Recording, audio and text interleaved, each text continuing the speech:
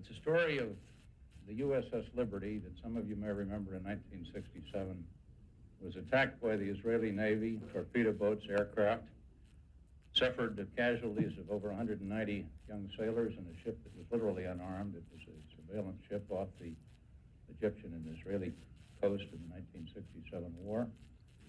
Israeli planes machine gunned it, torpedoed it, torpedo boats, and when they lowered lifeboats, machine gunned the lifeboats. The intent was that there'd be no survivors. The ship did survive, limped back to port.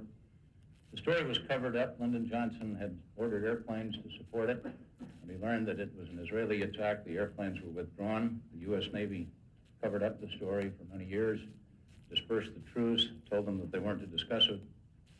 And you can imagine this crew in 1967 having suffered probably more casualties than any naval engagement since the battle off Guadalcanal of the Savo Island. And they were devastated by the fact that nobody recognized them. And one day, a little town up in Wisconsin called Grafton, a town north of Milwaukee, 20,000 people, they were conducting what is fairly rare in America. They wanted to have more libraries. Unlike turning away and closing libraries, the city of Grafton determined that they would have a library. And they put out a fundraising effort. And they brought in a professional that told them that if you're going to raise $3 million for a library, you've got to find somebody that will give $500,000.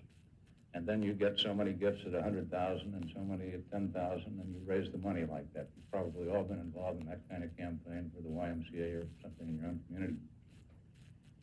And so they said, well, how do we get this $500,000? Well, there were two old men that had come over to this country in the early part of this century. They'd founded a machine tool shop that had become successful, and all during the Depression years, the Grove brothers, G-R-O-B, the Grove brothers did two things. They read Spotlight every week, and they also, whenever the town or the community needed money, they would give the money. A Little League baseball team, nursing, new wing in the hospital. The Grove brothers were the heart and soul of the town of Grafton, Wisconsin. Well, they got Mr. Grove, one of the Groves, says, we'll pledge the $500,000. And they went to him and they said, well, Mr. Grove, do you want to call this new library the Theodore Grove Memorial Library? And he said, no. He'd been reading Spotlight about the USS Liberty and the injustice. He said, I want to name it the USS Liberty Memorial Library. It caused an international sensation. They had just dedicated the Golda Meir Library in Milwaukee. The entire Jewish community rose up and said, we can't have a USS at Liberty. They accused him of anti-Semitism, the Milwaukee Journal.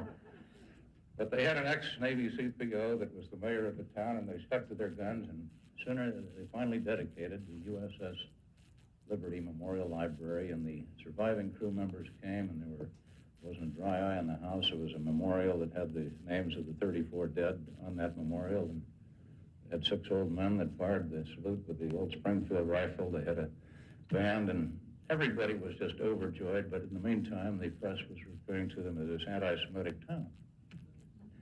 Well, that night, I was invited to dinner with Mr. Grove, who, by reading of the Spotlight, had caused this crew to come from all over the United States, restored their faith, a little like the Vietnam War Memorial did for the Vietnam veterans. And sitting across from Mr. Grove, he said, McCloskey, I've read your record in the Spotlight over the years. You're right on this issue, but you're a damn liberal. And we've been good friends ever since. So when a voice speaks the truth, it can lead to great things. And the Spotlight, no matter how many times over the years they've called me a liberal or disagreed with me on believing in the United Nations or one of those liberal positions, I have never ceased to thank them for what they did for the surviving 60 or 70 members of the Liberty, which take their faith from that dedication at the little town of Grafton, which never would have happened but for Spotlight. So,